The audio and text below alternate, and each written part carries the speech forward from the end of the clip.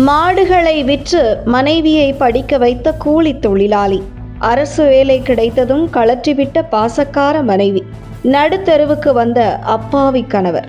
பொதுவாகவே பெண்களின் மனங்களை பச்சோந்தி நிறத்துடன் ஒப்பிடுவார்கள். இது பெண்களை இழிவுபடுத்தும் ஒரு உவமானமாக தெரிந்தாலும் பெண்களால் ஏமாற்றப்பட்டவர்கள் சொல்லும் இந்த உவமானம் மிக கசப்பாக இருந்தாலும் ஏற்றுக்கொள்ளத்தான் வேண்டும். எத்தனையோ குடும்பங்கள் ஆதரவின்றி நடுத்தெருவில் நிற்பதற்கு காரணம் ஆண்கள் மட்டுமல்ல, சில இடங்களில் பெண்களும் தான் காரணம்.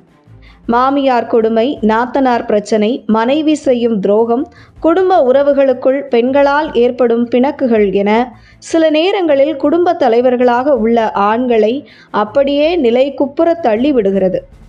என்ன ஏது என்று நிதானிப்பதற்குள் அவர்கள் மீள முடியாத அளவிற்கு சிக்கலான துன்பங்களுக்குள் சிக்கிவிடுகின்றனர். ஆண்களை நம்ப வைத்து ஏமாற்றுவது பெண்களின் கைவந்த கலையாகவே அன்று முதல் இன்று வரை இருந்து வருகிறது. அப்படி ஒரு சம்பவம்தான் லூதியானாவில் சமீபத்தில் நடந்திருக்கிறது. லூதியானாவில் கூலி தொழிலாளியாக இருப்பவர் ராஜேஷ் வர்மா அழகான தனது மனைவி ரேணு மீது அளவு கடந்த அன்பும் காதலும் கொண்டிருந்தார். தனது காதல் மனைவி ரேணு நர்சிங் படிக்க விரும்பிய நிலையில் அந்த ஆசையை நிறைவேற்றி வைக்க ராஜேஷ் வர்மா இரவு பகலாக உழைத்தார். சம்பாதித்த பணத்தை எல்லாம் அவரது படிப்புக்காக செலவிட்டார்.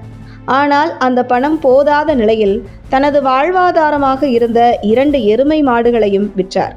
கரும்பு பயிர்களை விற்றும் கடன் வாங்கியும் மனைவி ரேணுவின் கனவுக்காக ராஜேஷ் பணத்தை சேர்த்து அவரது படிப்புக்காக லட்சக்கணக்கில் செலவு செய்தார். தனது கணவரின் தியாகத்தால் ரேணு நர்சிங் படிப்பை முடித்து ஒரு அரசு வேலையையும் பெற்றார். அதன் பிறகுதான் ரேணுவின் நடவடிக்கைகள் முற்றிலுமாக மாற துவங்கியது. நர்சிங் படித்து முடித்த ரேணுவுக்கு அரசு வேலை கிடைத்தவுடன் அவர்களது வாழ்க்கையில் ஒரு அதிர்ச்சிகரமான திருப்பம் ஏற்பட்டது. நர்சிங் வேலை கிடைத்த கையோடு தனது கணவர் ராஜேஷ் வர்மாவுடன் ரேணு வாழ மறுத்தார்.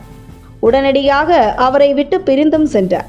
சிலர் மோசடி செய்து பணத்தை அபகரித்துவிட்டு கம்பி நீட்டுவது போல ராஜேஷ் வர்மா உழைப்பில், சேமிப்பில், வருமானத்தில் நர்சிங் படிப்பை முடித்து அரசு வேலையும் கிடைத்த பிறகு அவரது ஆசை மனைவி ரேணுவும் அழகாக கம்பி நீட்டிவிட்டார். அத்துடன் அந்த அப்பாவி கணவரை அந்த பாசக்கார மனைவி விட்டுவிடவில்லை.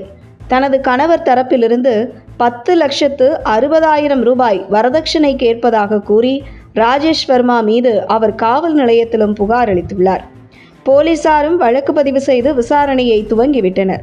தற்போது ராஜேஷ் வர்மா தனது பார்வையற்ற மற்றும் நோய்வாய்ப்பட்ட தாயுடன் நீதிக்காக காவல் நிலையங்களுக்கு அலைந்து கொண்டிருக்கிறார்.